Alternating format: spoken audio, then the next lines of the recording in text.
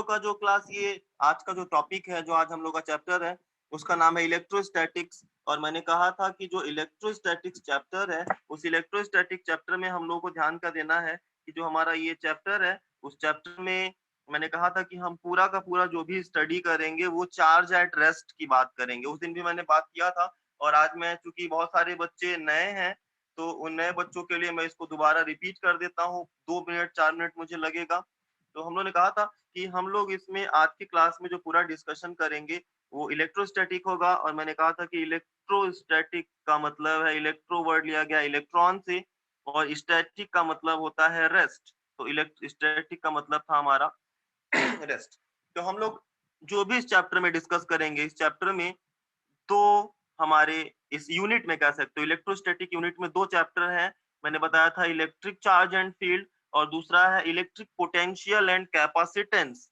तो ये जो दोनों चैप्टर्स हैं हमारे, इन दोनों चैप्टर्स में खास बात क्या है कि जो मैंने आपसे लास्ट टाइम ही बताया था कि मेरे अकॉर्डिंग ये चैप्टर सबसे स्पेशल्स हैं।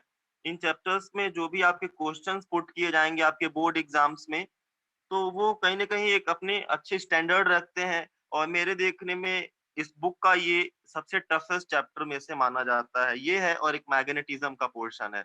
तो कोशिश करेंगे कि बहुत ही लाइटली नहीं लेंगे। बहुत सारे होंगे कि जो बेसिक्स पढ़ डाले होंगे और सोचते होंगे कि अरे मुझे समझ में आ गया। नहीं, इस चैप्टर का जो डेप्थ है वो बहुत अच्छा है। अगर आप इसको डेप्थ में स्टडी करेंगे तो आपको बहुत सारे नए कॉन्सेप्ट मिलेंगे, बहुत सारी नई चीजें आपको देखने को मिलेंगी। तो मैं बात करता हूँ इस चैप्टर की। तो हम लोग यहाँ पे अब स्टार्ट करेंगे, आगे बढ़ते हैं। देखो क्लास, हम लोगों ने इसमें बात ये किया था कि हम लोगों ने लास्ट टाइम बात किया था कि चार्जिंग, पहले तो इलेक्ट्रोस्टैटिक्स है चैप्टर, यानी कि हमको चार्ज चाहिए, चार्ज के ऊपर स्टडी करना है। तो उस चार्ज को लाएंगे कहाँ से? तो हम लोगों ने बात किया था कि यहाँ हम किसी भी बॉडी को चार्ज करेंगे। चार्ज करने के बहुत सारे मेथड्स हैं। तो चार्ज करने के मेथड्स में मैंने आपको लास्ट टाइम बताया था कि चार्ज करने के 3 मेथड होते हैं। 3 मेथड से हम किसी बॉडी को चार्ज कर सकते हैं। जो पहला मैंने बताया था, जो पहला मैंने मेथड बताया था चार्जिंग करने का किसी बॉडी का, उस मेथड का नाम था चार्जिंग बाय फ्रिक्शन। हमने बात किया था चार्जिंग बाय फ्रिक्शन। हम लोग फ्रिक्शन से किसी बॉडी को चार्ज कर सकते हैं। मैंने कहा था कि अगर किसी बॉडी को आप दूसरे बॉडी के साथ रब करते हो, रगड़ते हो, तो रब करने पे क्या होगा कि दोनों बॉडी का आपस में मॉलिक्यूलर इंटरेक्शन होगा। और उस मॉलिक्यूलर इंटरेक्शन में क्या होगा कि एक बॉडी से इलेक्ट्रॉन दूसरे बॉडी पे ट्रांसफर होगा। और जैसे ही एक बॉडी से इलेक्ट्रॉन दूसरे बॉडी पे ट्रांसफर होगा, तो एक बॉडी में इलेक्ट्रॉन की डेफिशिएंसी होगी और दूसरे बॉडी में इलेक्ट्रॉन की सफिशिएंसी होगी। और होगा क्या कि हमारा एक बॉडी जिससे इलेक्ट्रॉन निकलेगा, जो इलेक्ट्रॉन को लूज करेगा वो पॉजिटिवली चार्ज होगा, और जो इलेक्ट्रॉन को गेन करेगा वो हमारा निगेटिवली चार्ज होगा। तो हम लोग का ये जो टॉपिक था, इसमें पहला मेथड ऑफ चार्जिंग था। मेथड ऑफ चार्जिंग में पहला था हमारा चार्जिंग बाय फ्रिक्शन। अच्छा, चार्जिंग बाय इंडक्शन।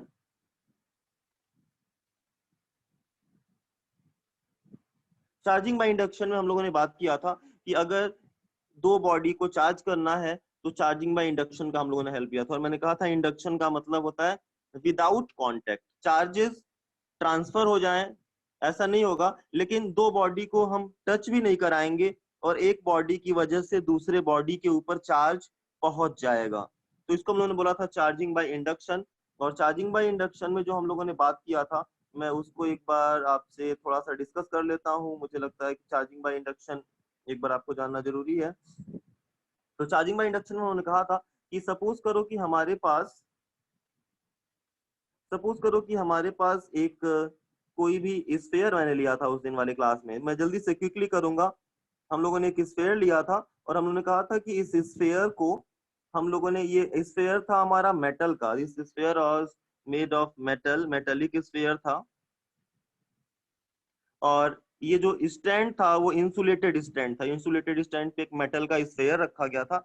और हम लोगों ने कहा गया था कि मेटल की खास बात होती है कि हर मेटल के अंदर फ्री इलेक्ट्रॉन्स पाए जाते हैं। क्लास 10th में आप पढ़ चुके हो कि हर मेटल फ्री इलेक्ट्रॉन्स को कंटेन करता है। तो चूंकि मेटल के अंदर फ्री इलेक्ट्रॉन्स पाए जाते हैं, तो हम लोगों ने कहा था कि इस मेटल के अंदर फ्री इलेक्ट्रॉन्स हैं, लेकिन वो चारों तरफ इक्वली डिस्ट्रीब्यूटेड है। और ये मेटल हमारा ओवरऑल न्यूट्रल है मेटल। लेकिन मैंने कहा था कि अगर आप किसी बॉडी को चार्ज करके, मान लो मेरे पास एक बॉडी था, मैंने कहा था अगर इस बॉडी को चार्ज करके हम यहाँ पे लाते हैं तो ये जो मान लो निगेटिवली चार्ज बॉडी है वो क्या करेगा, हमने पढ़ रखा है कि same charges repel each other. हमने कहा था कि दो सेम चार्जेस एक दूसरे को रिपेल करेंगे। तो ये बॉडी हमारी जो दिख रही है, चूंकि ये निगेटिवली चार्ज बॉडी है, this body is negatively charge, ये निगेटिवली चार्ज बॉडी है। ये निगेटिवली चार्ज बॉडी इस मेटल के अंदर के इलेक्ट्रॉन्स को रिपेल करेगा, तो इलेक्ट्रॉन्स रिपेल होके दूसरे साइड चले जाएंगे।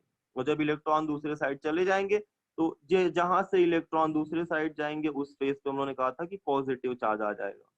तो ये वाला जो मेटल है हमारा, जो ये जो हमारा बॉडी है, इसके निगेटिव चार्ज ने क्या किया, इस मेटल के निगेटिव चार्ज को रिपेल कर दिया।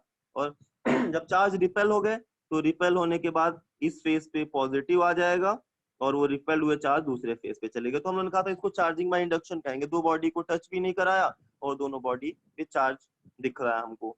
फिर हम लोगों ने जो तीसरा बात किया था, हम लोगों ने तीसरा बात किया था चार्जिंग बाय कंडक्शन का। मैं बस जल्दी से आता हूँ, हम अपने मेन टॉपिक पहुंचते हैं। ये टॉपिक बहुत छोटे छोटे हैं, ये आपको खुद से भी आता होगा, लेकिन मैंने कहा कि जो लोग नए हैं उनसे मैं डिस्कस कर देता हूँ। फिर हमारा बात था charging by conduction. Charging by conduction हम लोगों ने बात किया था। तो कंडक्शन का मतलब हमने कहा था कि कंडक्शन का मतलब होता है बाई कॉन्टेक्ट। हमने कहा था कि अगर दो बॉडी को आपस में कांटेक्ट में ला करके आप चार्ज करो तो उसको हम लोग बोलेंगे चार्जिंग बाय कंडक्शन। तो चार्जिंग बाय कंडक्शन में उन्होंने क्या किया था कि हमारे पास मान लो एक कोई बॉडी है और इस बॉडी को हम लोगों ने क्या किया था, एक दूसरी चार्ज बॉडी को लाके इसमें टच करा दिया था। मान लो निगेटिवली चार्ज बॉडी है, तो निगेटिवली चार्ज बॉडी को जैसे ही टच कराया था हमने बोला था कि निगेटिवली चार्ज बॉडी के पास ज्यादा इलेक्ट्रॉन है और इस दूसरी वाली बॉडी के पास नंबर ऑफ इलेक्ट्रॉन्स कम है। तो उन्होंने कहा था कि निगेटिवली चार्ज बॉडी से इलेक्ट्रॉन निकल करके और वो चले जाएंगे कहाँ पे, इस चार्ज बॉडी में ट्रांसफर हो जाएंगे। और जैसे ही ट्रांसफर होंगे तो दूसरी वाली बॉडी भी चार्ज हो जाएगी। तो हम लोगों ने जो बेसिक बात किया था, ये चार्जिंग वगैरह का हम लोगों ने डिस्कशन किया था। और इस चार्जिंग के डिस्कशन के बाद हम लोग आते हैं अपने मेन टॉपिक पे जो हम लोग को आज डिस्कस करना है। तो मैं उस टॉपिक के लिए मैं उस स्क्रीन को दोबारा, चार्जेस की प्रॉपर्टी पढ़ा था लास्ट टर्न पे कि चार्जेस को हम लोग ऐड कर सकते हैं। कैसे ऐड करे थे, तो हम लोगों ने कहा था कि जैसे नॉर्मल आप नंबर्स को अलजेब्रा में जोड़ते हो, 5 + 3 8, 5 - 3 2, तो जैसे नॉर्मल नंबर्स को ऐड करते हैं साइन के साथ, वैसे ही हम लोग चार्जेस को भी साइन के साथ ऐड करेंगे। इसको हम लोग बोलते हैं एडिटिविटी ऑफ चार्ज। फिर उन्होंने कहा था चार्ज कंजर्व है, स्क्रीन पे आपको दिखाई दे रहा होगा। उन्होंने कहा था चार्ज कंजर्व है, charge can nether be created nor be destroyed. हम ना चार्ज को क्रिएट कर सकते हैं ना तो हम उसको डिस्ट्रॉय कर सकते हैं। तो हम लोगों ने कहा था केवल चार्ज को एक प्लेस से दूसरे प्लेस पे ट्रांसफर किया जा सकता है, ये भी मैंने एक्सप्लेन किया था। और तीसरा था हमारा क्वांटाइजेशन ऑफ चार्ज। तो क्वांटाइजेशन ऑफ चार्ज में हम लोगों ने ये बात किया था कि जो हमारे चार्जेस हैं उनको हम लोग क्वांटाइज्ड मानते हैं। क्वांटाइज्ड हम लोगों ने क्या बोला था, हम लोगों ने बोला था कि जो, जैसे मैंने बहुत सारे एग्जांपल लिए थे, मैंने कहा था कि अगर एक कप ऑफ वाटर है तो वो देखने में एक बड़ा सा कप ऑफ वाटर दिख रहा है, लेकिन उसका जो सबसे छोटा पार्टिकल था मैंने बोला था वो H2O मॉलिक्यूल है, यानी कि वो वाटर छोटे छोटे H2O मॉलिक्यूल से मिलकर के बना हुआ है। हम लोगों ने बात किया था कि अगर एक बड़े से घर को देखो तो घर देखने में बड़ा सा दिखाई दे रहा है, बट उसके जो सबसे बेसिक है, जो सबसे फंडामेंटल पार्ट्स है वो है ब्रिक्स, तो छोटे छोटे ब्रिक्स से मिलके बना हुआ है। तो वैसे हम लोगों ने बात किया था कि जो हमारा चार्ज है वो क्वांटाइज्ड है। अगर आपको लिखा गया है 10 कूलम्ब ऑफ चार्ज, तो वो 10 कूलम्ब ऑफ चार्ज एक सिंगल नहीं है, उसमें छोटे छोटे चार्जेस से मिलके बना हुआ है। और उन छोटे छोटे चार्जेस को हम लोग डिनोट करते हैं ई से। आप अपने स्क्रीन पे देखेंगे तो मैंने लिखा हुआ है क्या लिखा हुआ देखिए आप, मैंने स्क्रीन पे लिखा है कि द क्वांटाइजेशन ऑफ चार्ज में लिखा गया charges are integral multiples of a basic unit of charge. और वो किसके मल्टीपल है, तो किसके मल्टीपल है, तो यहाँ पे हम लोग यहाँ पे दिखा रहे हैं वो ई के मल्टीपल है। ई की वैल्यू कितनी होती है, 1.6 इंटू 10⁻19 कूलम। तो उन्होंने कहा था कि चार्जेस क्वांटाइज्ड है और वो एक छोटे छोटे पार्टिकल से मिलके बने हैं, जिन पार्टिकल्स का नाम हम लोग ई बोलते हैं। ई की वैल्यू होती है 1.6 इंटू 10⁻19। तो ये हमारा ई की वैल्यू है। और देखो इसीलिए यहाँ पे लिखा गया है Q is equal to n e. Q is equal to n e का क्या मतलब है कि जो हमारा चार्ज है Q मतलब टोटल चार्ज, वो ई से मिलके बना हुआ है। और n क्या बता रहा है, हम लोगों ने कहा था n is a integer, n integer है, 1 2 3 4 10 है तो 10 से मल्टीप्लाई करोगे, 100 है तो 100 से मल्टीप्लाई करोगे, 10,000 है तो 10,000 से मल्टीप्लाई करोगे। तो हम लोगों ने कहा था कि जो चार्ज है हमारा वो क्वांटाइज्ड है और वो E से मिलके बना हुआ है, तो हम लोगों ने यहाँ पे दिखाया था Q is equal to n e. अगर पॉजिटिव चार्ज है तो प्लस एनी लिखना, अगर नेगेटिव चार्ज है तो माइनस एनी लिखना। ये उन लोगों के लिए था जिन्होंने लास्ट क्लासेस अटेंड नहीं किया था। हम लोग क्लास यहाँ पे बात करने जा रहे हैं, अपने टॉपिक पे आते हैं।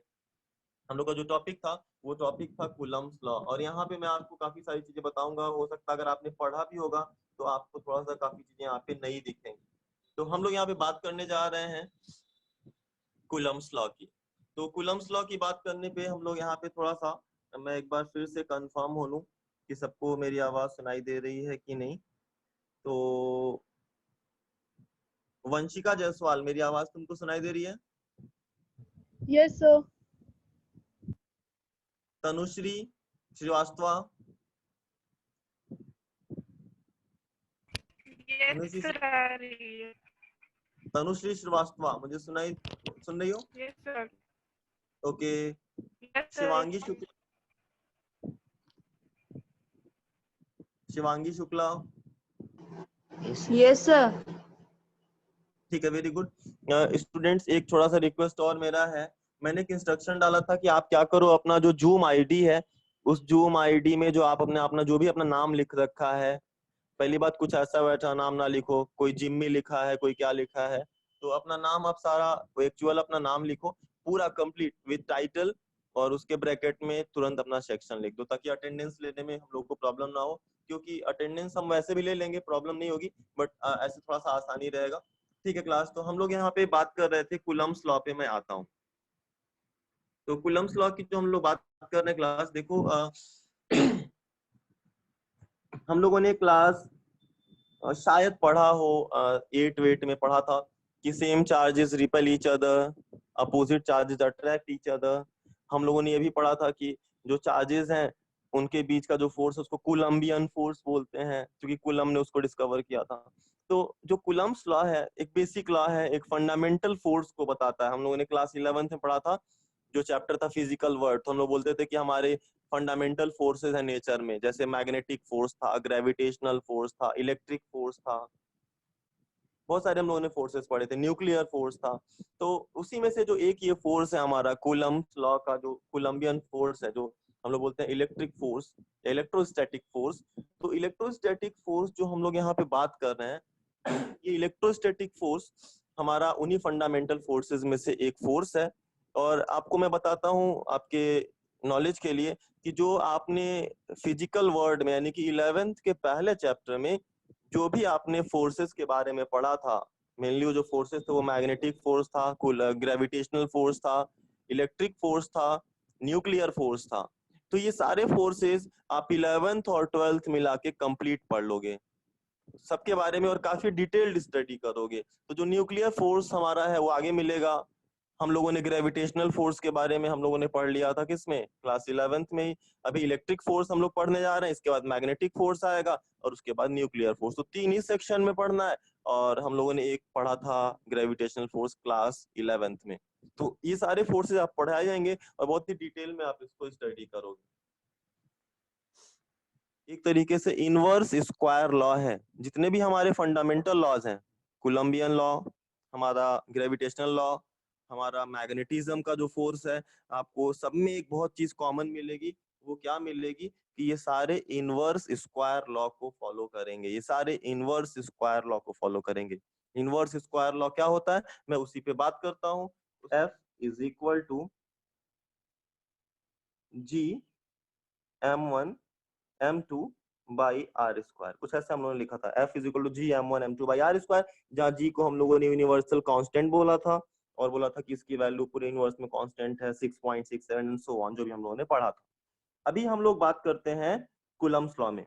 तो कूलम्स लॉ में कूलम्स लॉ कहता है कि अगर हमारे पास दो चार्जेस हैं, दो charges either they may be positive negative, both में भी सेम, both में भी अपोजिट, तो मेरे पास दो चार्जेस हैं Q1 और Q2, दो चार्जेस हैं Q1 Q2, और इनके बीच की दूरी है कितनी, R। तो दो चार्जेस हमारे पास Q1 Q2 है, इनके बीच की दूरी हम लोगों ने लिया है R। तो कूलम्स लॉ कहता है कि जो इनके बीच फोर्स लगेगा, फोर्स ऑफ अट्रैक्शन और रिपल्शन, तो हम लोगों ने बोल रखा है कि द फोर्स ऑफ अट्रैक्शन और repulsion is directly proportional to the Q1 and Q2 का product. F is proportional to the Q1 Q2, और फिर ये बोला है कि F is inversely proportional to the R square. ये हम लोग यहाँ पे बोलते हैं, ठीक वही है, वहां M1 M2 था, यहाँ Q1 Q2 है। तो हम लोगों ने बोला कि F is proportional to the Q1 Q2 और यहाँ और direct inversely proportional to the 1/r square, पूरा का सेम है। लेकिन याद रखेंगे कि जो हमारा कोलंबियन फोर्स है उसके लिए सबसे नेसेसरी और इम्पोर्टेंट कंडीशन है वो क्या है कि जो हमारा कूलम्ब लॉ है F is proportional to Q1 Q2, दो चार्जेस के बीच लगने वाला जो फोर्स है वो हम लोग तभी अप्लाई कर पाएंगे, पहली कंडीशन, जब दोनों चार्जेज रेस्ट में हो। रट लीजिएगा, एकदम याद रखेंगे, अगर दो चार्जेज रेस्ट में हैं तब तो उनके बीच कूलम्ब्स लॉ लगेगा, अगर दो चार्जेस रेस्ट में नहीं है तो उनके बीच डायरेक्ट कूलम्ब्स लॉ आप लगा नहीं पाएंगे। पहली कंडीशन तो यही है। दूसरी कंडीशन ये है कि जो हमारे चार्जेस होंगे, both of the charges should be point charges. जो हमारे चार्जेस हैं जिनके बीच हम लोग फोर्स लगाने जा रहे हैं वो पॉइंट चार्ज होना चाहिए। पॉइंट चार्ज का मतलब आप लोग पॉइंट का डेफिनेशन बताते हो कि पॉइंट एक ऐसा चीज है जिसका जो साइज है वो नेग्लिजिबल है, उसके मैग्नीट्यूड, उसके चार्ज के कंपैरिजन में उसका साइज नेग्लिजिबल होगा। तो हम लोग बोलेंगे कि जो हमारा कूलम्ब फोर्स, ये जो दो चार्जेस के बीच का इलेक्ट्रिक फोर्स है, ये तभी एप्लीकेबल कर पाएंगे, इस फॉर्मूले को तभी हम यूज कर पाएंगे जब दोनों चार्जेस पहला क्या हो, रेस्ट में हो, और दोनों चार्जेस हमारा क्या हो, पॉइंट हो। एक चीज और, तीसरी बात, अगर हमारे पास तीन चार्जेस हैं Q1 Q2 Q3, तो अगर सपोज करो किसी ने ज्यादा दिमाग लगा दिया और बोला कि F is proportional to Q1 Q2 Q3, नहीं, हमारा ये जो फोर्स का फॉर्मूला है it is applicable only between the two charges, दो चार्जेस के बीच ही हम लोग इसको अप्लाई कर पाएंगे। दो चार्जेस से ज्यादा, तीन चार्जेस होंगे, चार चार्जेस होंगे, तो उसके लिए अभी हम लोग आगे बात करते हैं। तो फिलहाल हम लोग यहाँ पे क्या पढ़ रहे हैं कि अब आप लोग जरा इस स्लाइड को देखिए, जो मैंने स्लाइड शेयर कर रखा है, इस स्लाइड को हम लोग चेक करते हैं, जरा स्लाइड देखते हैं हम लोग। स्लाइड पे लिखा हुआ है कि directly proportional to the product of two charges and inversely proportional to the square of distance between them. तो देखो इसको मैं स्लाइड कर रहा हूँ, अगली स्लाइड पे आता हूँ, मैं इसको नेक्स्ट पे बढ़ाता हूँ। ये देखो दिखाया गया है, इस स्लाइड को ध्यान से देखेंगे, हमारे पास दो चार्जेस हैं, एक Q1 है और एक Q2 है।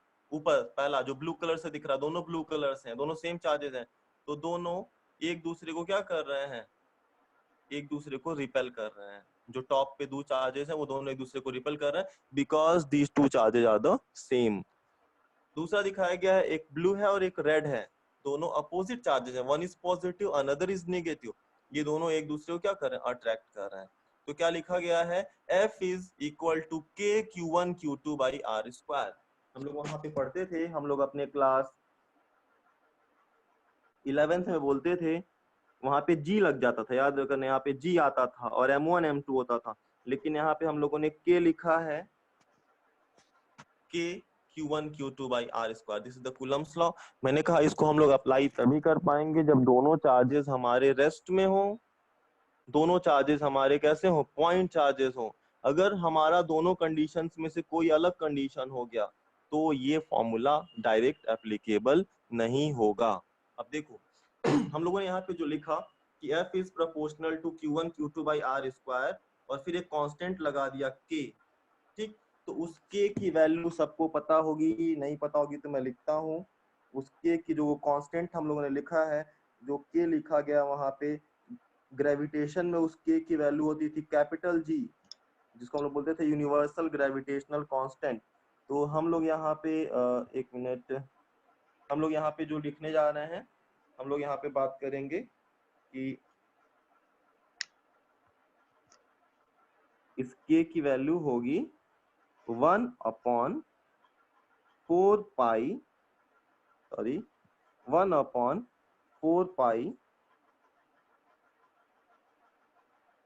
Epsilon not. ये जो ई नॉट हम लोग बार बोलते हैं, this is the Greek letter एप ईपी epsilon not.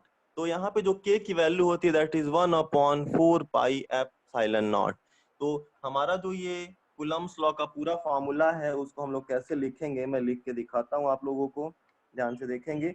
Formula is equal to 1/4 pi epsilon naught Q1 Q2 by are square.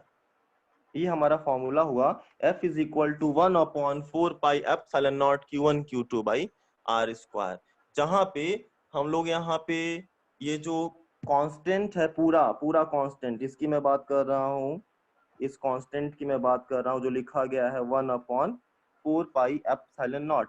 तो ये 1/4 पाई एप्सिलॉन नॉट की जो वैल्यू है उसकी वैल्यू होती है, सबको पता होगा, 9 into 10 to the power 9। 9 into 10 to the power 9 ये वैल्यू होती है किसकी, 1/4 पाई एप्सिलॉन नॉट की।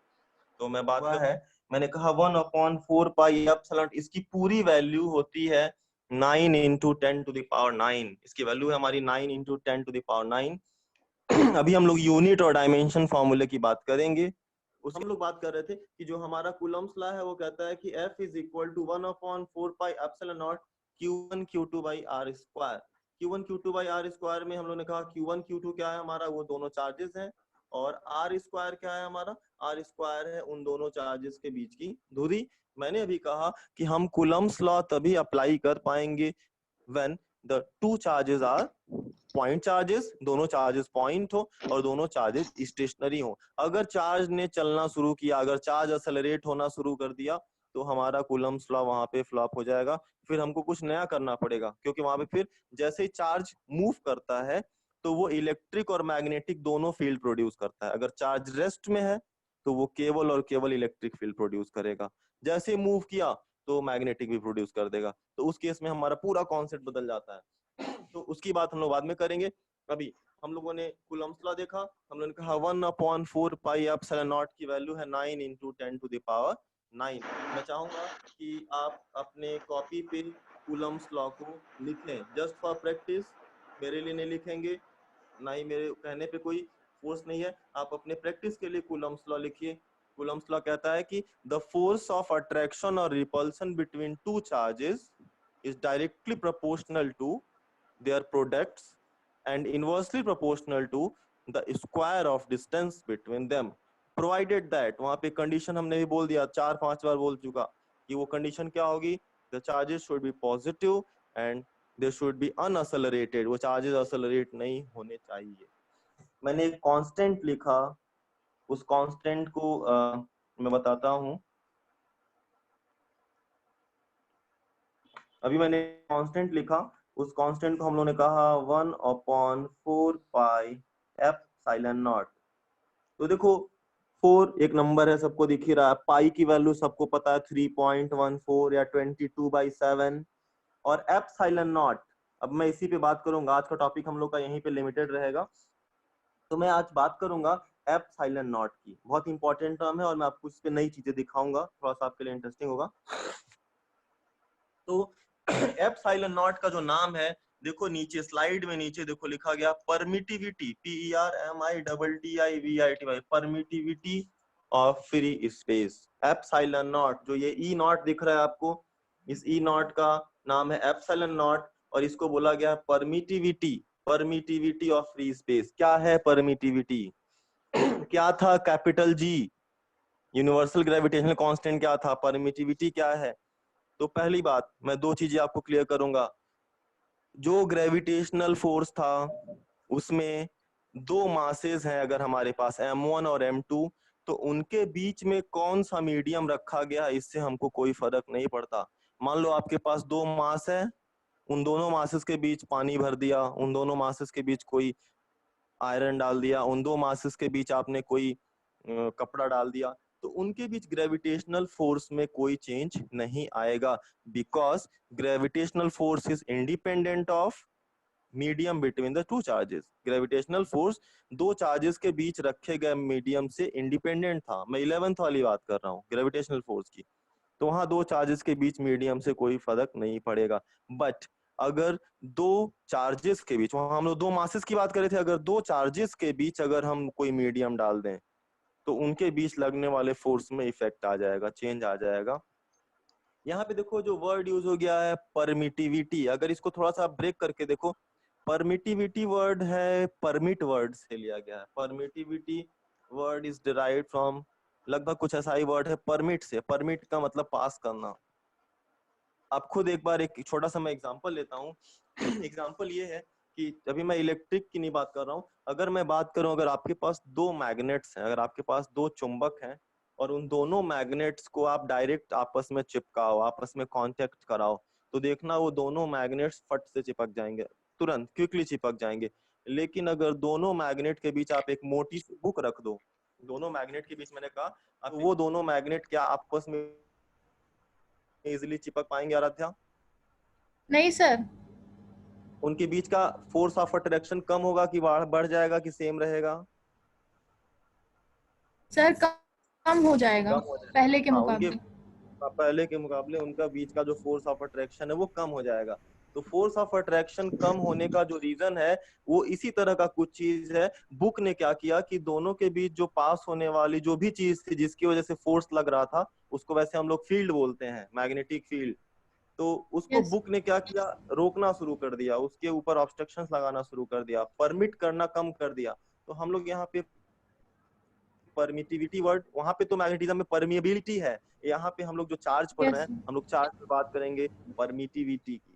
तो हम लोग परमिटिविटी वर्ड जो पढ़ रहे हैं, मैंने कहा परमिटिविटी वर्ड बना है परमिट से। परमिट का मतलब पास करना, किसी चीज को एक एक एक जगह से दूसरी जगह पास करने में।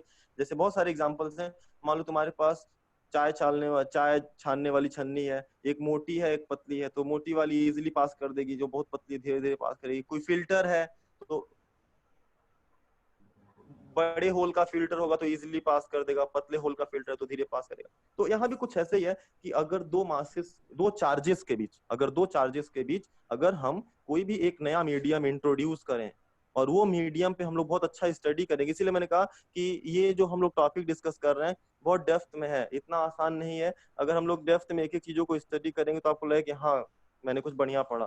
तो हम लोग यहाँ बात कर रहे हैं कि दो चार्जेस के बीच अगर हम लोग इंट्रोड्यूस करें, क्या इंट्रोड्यूस करें, तो मैं बात करता हूं, अगर हम लोग दो चार्जेस के बीच कोई भी मीडियम इंट्रोड्यूस करें, any type of medium, either that is solid, liquid और गैस, तो उस मीडियम को दो चार्जेस के बीच में रख देने पे दोनों चार्जेस के बीच लगने वाला जो फोर्स होगा वो चेंज हो जाएगा। और वो फोर्स चेंज होगा, वो डिपेंड करता है कि वो मीडियम, अगर सपोज करो मैं सॉलिड की बात करूं, तो सॉलिड में कंडक्टर में कुछ अलग इफेक्ट दिखेगा, इंसुलेटर लगाने पे कुछ अलग इफेक्ट दिखेगा। तो दो सॉलिड्स, सुशांत बेटा सुन रहे हो मुझे? Yes sir. ठीक है, तो मैंने कहा कि दो सॉलिड्स, दो चार्जेस के बीच अगर हम लोग कोई भी सॉलिड, लिक्विड या गैस रखें तो उनके बीच में लगने वाले फोर्स में चेंज आ जाएगा। और वो जो चेंज आ रहा है उनके बीच में लगने वाले फोर्स में, उस फोर्स के ऊपर हम लोग डिस्कस करते हैं। अब देखो वही चीज मैंने कहा ग्रेविटेशन में नहीं था, ग्रेविटेशन में कुछ भी रख दो कोई चेंज नहीं आएगा फोर्स में। मैं अब आगे बढ़ता हूँ। मैं इस टॉपिक में आपको थोड़ा सा स्लाइड पे मैं दिखाना चाहूंगा, टाइम वैसे हम लोग का हो रहा है, बस मैं लास्ट 2 मिनट्स लूंगा आपका। देखो इसमें मैं दिखाना क्या चाह रहा था आपको कि देखो यहाँ पे एक जो परमिटिविटी, पहले पिछले स्लाइड में सब लोग देखो, पिछले स्लाइड में जो वर्ड लिखा गया परमिटिविटी, तो परमिटिविटी जो लिखा गया है पिछले स्लाइड में, उस परमिटिविटी की वैल्यू है 8.85 into 10 to the power -12। 8.85 into 10 to the power -12। केवल वो एप्सिलॉन नॉट की वैल्यू है, केवल एप्सिलॉन नॉट की वैल्यू है 8.85 इंटू 10 टू द पावर -12। लेकिन अगर उस पूरे की वैल्यू को आप देखेंगे, पूरे की वैल्यू को, तो पूरे की वैल्यू कितनी थी, जो भी उन्होंने पूरा लिखा था 1/4 पाई एप्सिलॉन नॉट, उस पूरे की वैल्यू थी 9 इंटू 10 टू द पावर 9। लेकिन केवल अगर एप्सिलॉन नॉट की बात करें तो उसकी वैल्यू है कितनी, 8.85 इंटू 10 टू द पावर -12। हम लोग जो यहाँ पे डिस्कस कर रहे हैं, तो मैंने कहा अगर आप 1/4 पाई एप्सिलॉन नॉट की अगर पूरी वैल्यू लेकर के चलोगे तो इस पूरे की वैल्यू है 9 इंटू 10 टू द पावर 9। लेकिन अगर केवल एप्सिलॉन नॉट की वैल्यू करोगे तो उसकी वैल्यू है 8.85 इंटू 10⁻⁻12। तो ये दोनों वैल्यूज हम लोग याद रखेंगे। और अब मैं बात करता हूँ कि जो ये एप्सिलॉन नॉट है, इसको हम लोगों ने परमिटिविटी कहा, और इसका एक एग्जांपल लेके मैं आज लेक्चर यहाँ बंद करूंगा। हम लोग नेक्स्ट टर्न पे मिलेंगे। तो अभी मैं एक एग्जांपल से आगे बढ़ता हूँ, बस लास्ट में 1 मिनट और आपका लेने वाला हूँ। देखो हम लोग का जो ये एग्जाम्पल, देखो सब लोग इस एग्जाम्पल को पढ़ेंगे, अपने मैंने पेज पे शेयर किया है, इस एग्जाम्पल को सब लोग पढ़िए और फिर मैं इस एग्जाम्पल के ऊपर बात करता हूँ।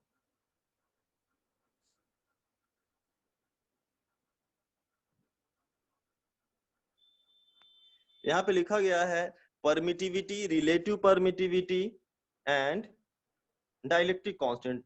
हमारा जो नेक्स्ट लेक्चर होगा, आप देखिएगा छोटे छोटे टॉपिक्स हैं, लेकिन अगर आप उसको समझना चाहेंगे तो काफी टाइम टेकिंग होते हैं। तो यहाँ पे देखो लिखा गया है फॉर वाटर, मैं बात करता हूँ बच्चों, तुम लोग मैसेज भी मत करो, मैं आपसे बात करता हूँ। इसमें लिखा गया for water permittivity is 80। Water के लिए जो परमिटिविटी है वो 80 है, 80।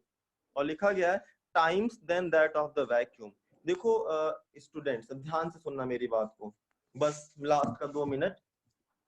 मेरी बात ये है कि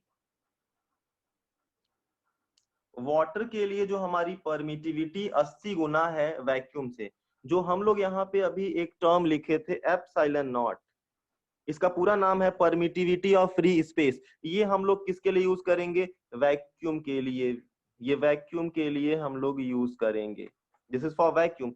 लेकिन अगर दो चार्जेस के बीच में कोई मीडियम भर दिया गया, एनी टाइप ऑफ मीडियम, मैंने कहा अगर दो चार्जेस के बीच में कोई भी आपने मीडियम फिल कर दिया, जस्ट वेट स्टूडेंट, अगर दो चार्जेस के बीच में आपने कोई मीडियम भर दिया, तो मीडियम भरने पे हम लोग ये जीरो हटा देंगे। जो एप्सिलॉन नॉट लिख रहा है उससे आप हम लोग केवल लिखेंगे एप्सिलॉन लिखेंगे, नॉट हट जाएगा। ये जो जीरो है उस जीरो को हम लोग वहां से हटा देंगे, zero will be remove from there, ये एप्सिलॉन बचेगा। और ये जो एप्सिलॉन है इसको बोलेंगे permittivity of medium. Epsilon naught को बोल रहे थे परमिटिविटी ऑफ फ्री स्पेस, और एप्सिलॉन को बोलेंगे परमिटिविटी ऑफ मीडियम। जिस टाइप का भी मीडियम रखेंगे, अगर वैक्यूम होगा तो एप्सिलॉन नॉट यूज करेंगे, अगर वाटर भरेंगे, कुछ भी भरेंगे, सबके लिए एप्सिलॉन रखेंगे और वो एप्सिलॉन नॉट से अलग होगा। तो इस एग्जांपल को बस हम लोग समझते हुए टॉपिक को एंड करेंगे। क्या लिखा गया है बेटा? ये तुम लोग बदमाशी कर रहे हो यार, बीच बीच में लिख दे रहे हो, लिखो नहीं, एप्सिलॉन नॉट नहीं लिखना है, ये एप्सिलॉन नॉट है। देखो इस एग्जांपल को समझो, हमारा एग्जांपल क्या है?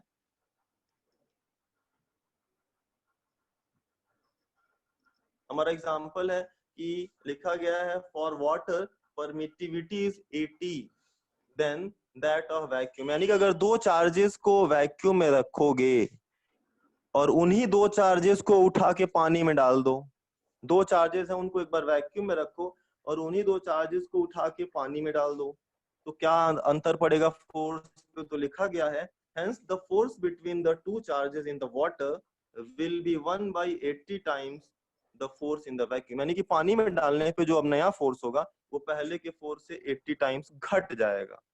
तो परमिटिविटी जो हम लोग बात कर रहे हैं, यहाँ पे मैंने बोला कि अगर दो, थोड़ा सा मैं 1 मिनट के लिए, रुश्ता बेटा तुम मुझे सुन पा रही हो? रुश्दा,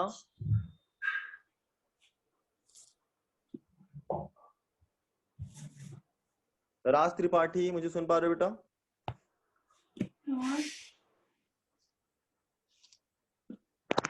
राज त्रिपाठी? Yes sir. ठीक है राज त्रिपाठी बेटा, मैंने जो बात किया, मैंने कहा कि अगर दो चार्जेस के बीच में वैक्यूम है और उन्हीं दो चार्जेस के बीच में अगर हम वाटर भर देंगे, फोर्स घट जाएगा। और कितना घटेगा? 1/80 टाइम्स हो जाएगा। ये तुमको समझ में आया? Yes sir. और क्यों आया, कैसे हुआ, इसको हम लोग नेक्स्ट टर्न पे डिस्कस करेंगे।